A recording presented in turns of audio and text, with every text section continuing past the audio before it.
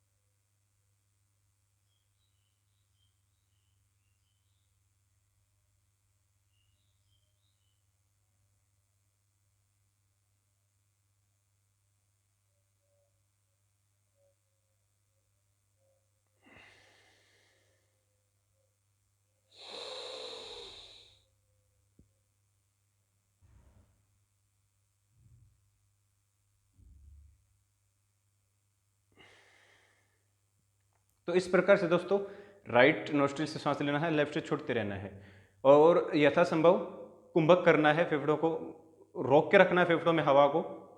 यही है सूर्यभेदी प्राणायाम।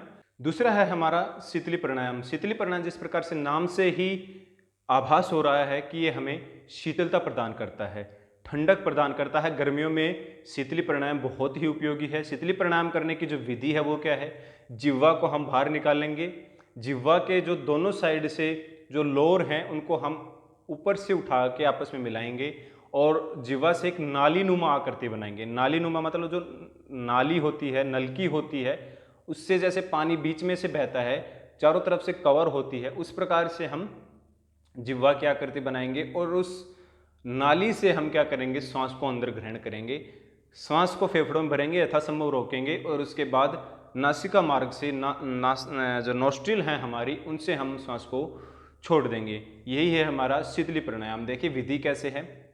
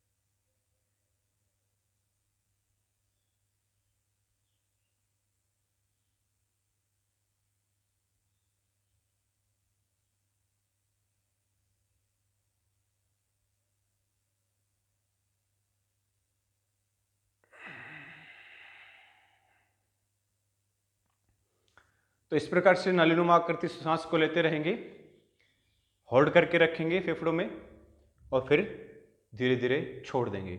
यह है हमारा शीतली प्राणायाम। इसी प्रकार से है हमारा अगला शीतकारी प्राणायाम। शीतकारी प्राणायाम में हम श्वास को, दांतों को आपस में टच करके जो छिद्र बच जाते हैं उनसे हम श्वास को भरते हैं, फेफड़ों में भरते हैं, होल्ड करके रखते हैं और नासिका से छोड़ देते हैं। देखिए किस प्रकार से करते हैं।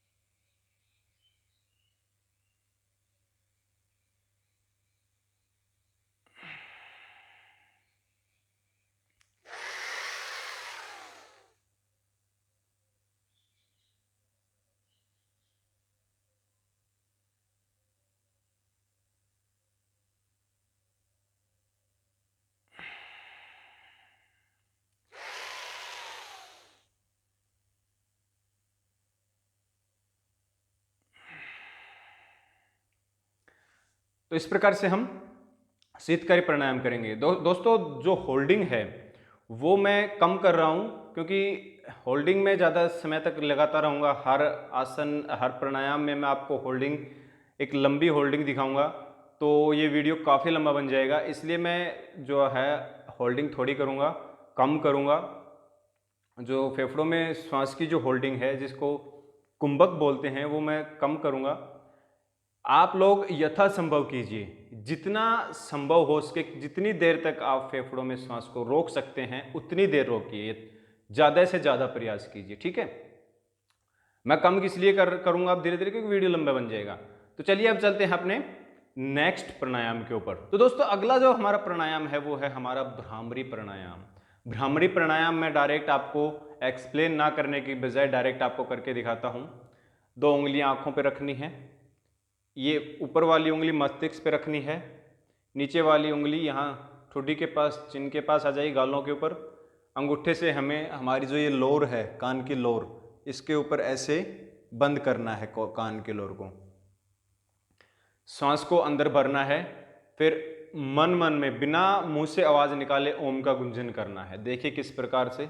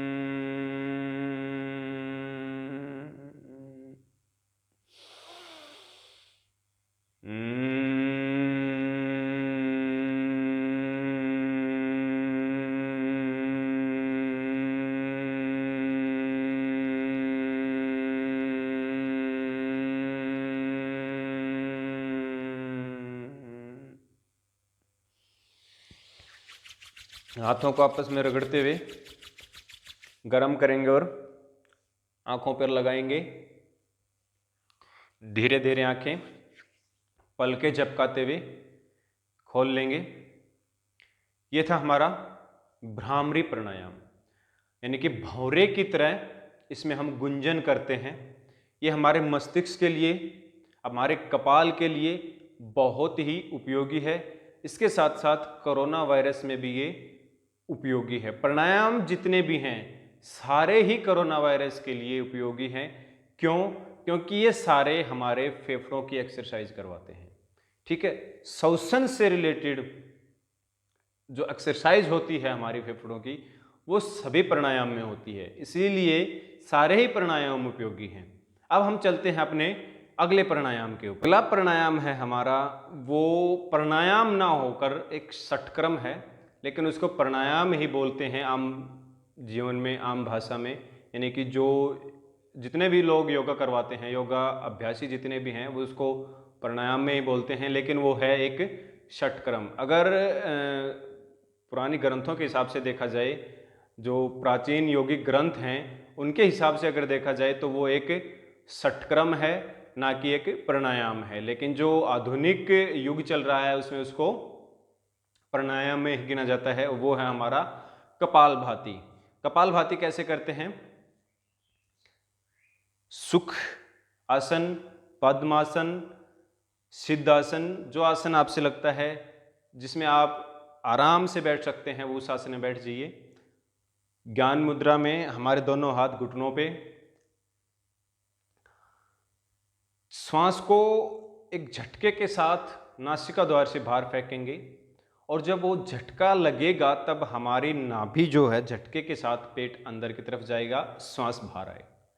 श्वास वापस ग्रहण करने की हमें जरूरत नहीं है, श्वास अपने आप वापस जाएगा, हमें सिर्फ श्वास को बाहर फेंकते रहना है झटके के साथ। ठीक है, स्टोक, एक स्टोक लगाना है, नाभि पे स्टोक लगेगा और स्टोक के साथ श्वास जो है एकदम से नासिका मार्ग से बाहर आएगा, लेने की आवश्यकता नहीं है। ठीक है, देखिए कैसे करते हैं।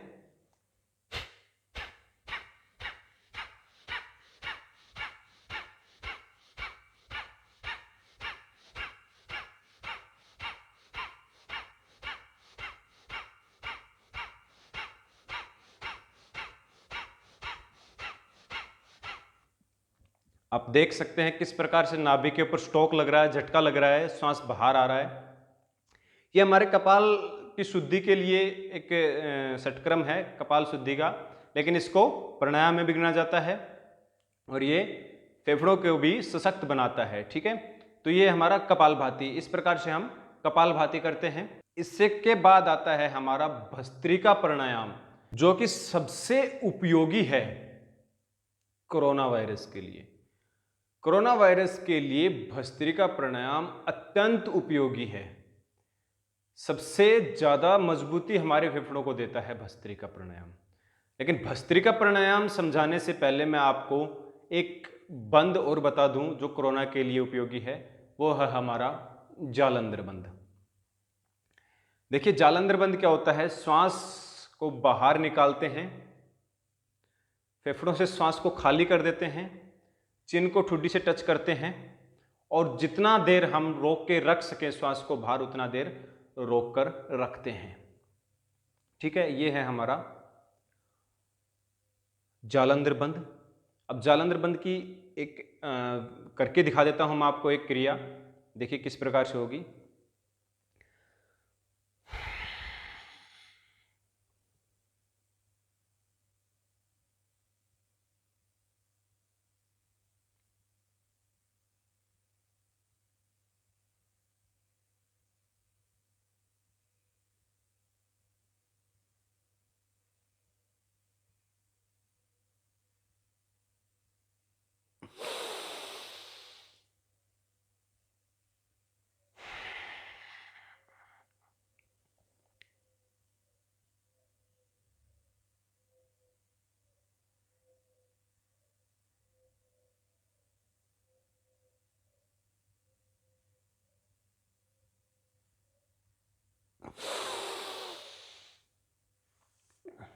तो जो हम कुंभक करेंगे, होल्डिंग करेंगे फेफड़ों में सांस को बाहर निकालने के बाद, वो होल्डिंग यथासंभव जितनी देर आप कर सकते हैं उतनी देर करेंगे। जितनी ज्यादा आप इसको बढ़ा सकते हैं उतना बढ़ाने का प्रयास करेंगे। ठीक है दोस्तों, अब हम चलते हैं अपने सबसे उपयोगी भस्त्रिका प्राणायाम के ऊपर। कोविड-19 के लिए सबसे उपयोगी है भस्त्रिका प्राणायाम। चलिए दोस्तों, भस्त्रिका प्राणायाम का अभ्यास देख लेते हैं। दोस्तों मैं सभी का बता दूं, जितने प्राणायाम मैंने बताए हैं उनका अभ्यास आपको 20 से 25 बार अवश्य करना है। सुबह मॉर्निंग में डेली कीजिए, बहुत ही उपयोगी हैं। तो चलिए अब अपने फाइनल लास्ट भस्त्रिका प्राणायाम के ऊपर।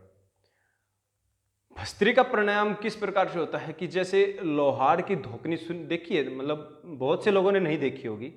लोहार के ऊपर एक हवा, मतलब जो अंगारे होते हैं उनको जलाने के लिए, सुलगाने के लिए, हवा देने के लिए एक पाइप होता है, वो उसको घुमाता है और उससे उस अंगारों पे हवा लगती है जिससे वो धधकते हैं। ठीक है, तो वो जो हवा मारने का जो पाइप होता है, हवा डालने का जो पाइप होता है, उसको धोकनी बोलते हैं, हवा की धोकनी। तो लोहार की जो धोकनी होती है, जिस प्रकार से श्वास को बाहर फेंकती है, वैसे ही हमें श्वास को बाहर फेंकना है, अंदर लेना है, बाहर फेंकना है, अंदर लेना है, बाहर फेंकना है। इस प्रकार से होती है भस्त्रिका प्राणायाम। तो देखिए मैं आपको उसकी क्रिया एक बार दिखा देता हूं कैसे होती है। सुखासन, पद्मासन, सिद्धासन, किसी भी आसन में बैठ जाएंगे। घुटने के ऊपर हाथ, कर्ण मुद्रा में हाथ रहेंगे और श्वास को जैसे मैंने बताया लोहार की धोकने की तरह बाहर फेंकना है, अंदर लेना है, बाहर फेंकना है। वो क्रिया करेंगे, देखिए किस प्रकार से।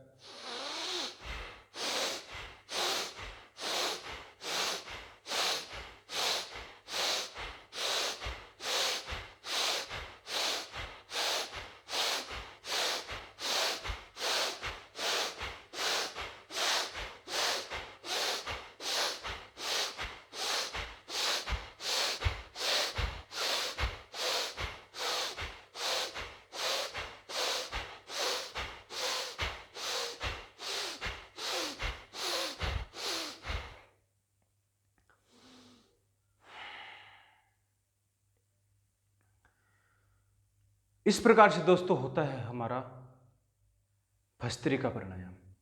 जब हम भस्त्रिका प्राणायाम कर रहे होते हैं दोस्तों, तो हमारी हार्ट बीट, हमारी श्वसन गति, हमारा बीपी सब अस्त व्यस्त हो जाते हैं।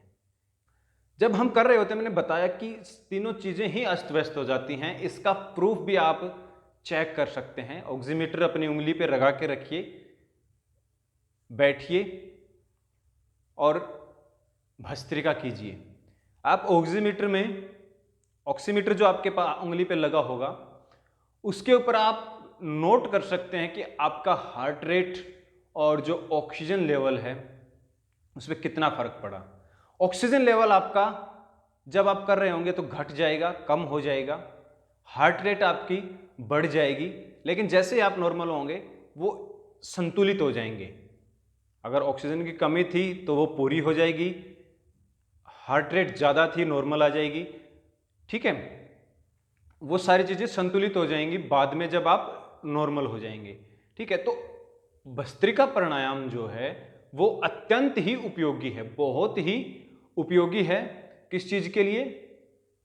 कोविड-19 के लिए। तो इनका अभ्यास सुबह मॉर्निंग में आप 20-25 बार अवश्य कीजिए, बहुत ही उपयोगी हैं। जो पीड़ित हैं कोरोना से वो अपने डॉक्टर की सलाह अवश्य लें ये प्राणायाम करने से पहले। बाकी जो व्यक्ति स्वस्थ हैं वो नॉर्मली इसको कर सकते हैं, कोई प्रॉब्लम नहीं है। तो दोस्तों ये वीडियो आपको कैसा लगा, कितने हद तक मैं कोविड से रिलेटेड डाउट आपकी क्लियर कर पाया, कमेंट बॉक्स में जरूर बताएं।